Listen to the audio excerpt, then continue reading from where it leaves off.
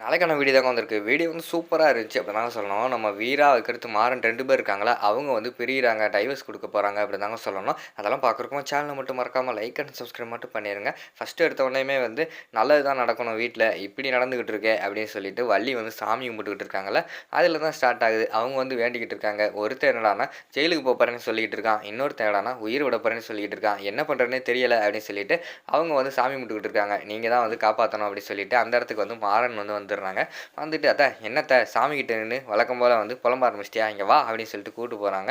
கூப்பிட்டு போனவன் டேய் ஏன்டா எங்கடா கூப்பிட்டு போகிற அப்படிங்கிற மாதிரி சொன்னோன்னே எனக்குள்ளே உட்காரு உன் மடியில் எனக்கு படுத்து தூங்கணும் போல் ஆசையாக இருக்குது கொஞ்சம் நேரம் உன் மடியில் படுத்துக்கிறட்டா அப்படிங்கிற மாதிரி சொல்கிறாங்க. ஏன்டா இப்படிலாம் பேசிக்கிட்டு இருக்க வாடா நீ எப்போனாலும் வந்து என் மடியில் தூங்கலாம்டா வாடா அப்படின்னு சொல்லிட்டு வள்ளி வந்து தூங்க வைக்கிற மாதிரி தான் காட்டிக்கிட்டு இருக்காங்க.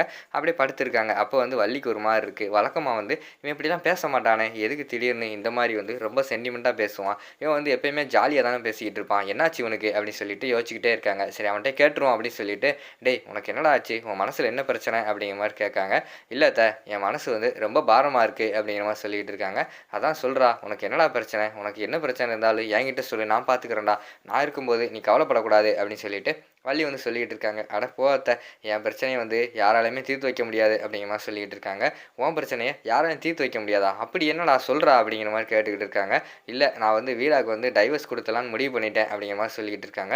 டேய் என்னடா பேசிக்கிட்டு இருக்க வீராவுக்கு டைவர்ஸ் கொடுக்க போறியா தெரிஞ்சு தான் பேசிக்கிட்டு இருக்கியா ஏன்டா இந்த முடிவு அப்படிங்கிற மாதிரி சொல்கிறாங்க. இல்லை அத்தை எப்படி நீ 2 நாளில் வந்து அடுத்த ஹியரிங் வருது எப்படி நான் தான் குற்றவாளின்னு சொல்லிட்டு நிரூபிச்சிடுவாங்க அவனும் வந்து சொல்லிடுவான். அதுக்கடுத்து வந்து என்னால் வெளியில் இருக்க முடியாது. எனக்கு எத்தனை வருஷம் தண்டனை கொடுக்க போகிறாங்கன்னு தெரியாது. அது வரைக்கும் வந்து அவள் டைவர்ஸ் வாங்காமல் இங்கேயே இருந்துக்கிட்டு கஷ்டப்பட போகிறாளா அவளாவது சந்தோஷமாக இருக்கட்டும். அவளுக்கு வந்து என் கூட வந்து வாழ்கிறது பிடிக்கலை. உனக்கு தான் ஆல்ரெடி தெரியுமே அவள் வந்து என்கிட்ட டைவர்ஸ் கேட்டுக்கிட்டே இருந்தா. நான் உள்ளே போன பிறகு அவள் எதுக்கு தனியாக இங்கே வந்து கஷ்டப்படணும் அவள் பிடிச்சவனோட வந்து அவள் சந்தோஷமாக இருக்கட்டும் அத்தை அப்படிங்கிற மாதிரி சொல்லிகிட்டு இருக்காங்க. டேய் தெரிஞ்சு தான் பேசிக்கிட்டு இருக்கியா அப்படிங்கிற மாதிரி சொல்கிறாங்க.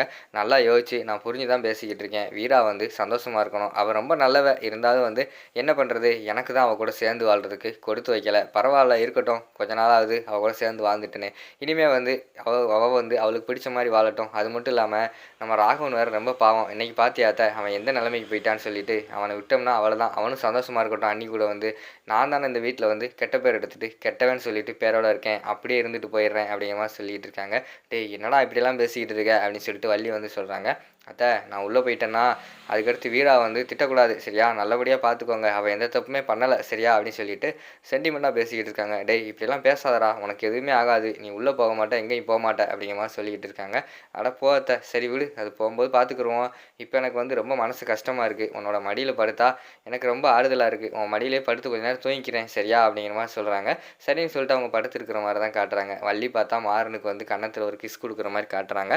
அதோட பார்த்துக்கிட்டிங்கன்னா இந்த எபிசோடு வந்து முடிச்சிடுறாங்க.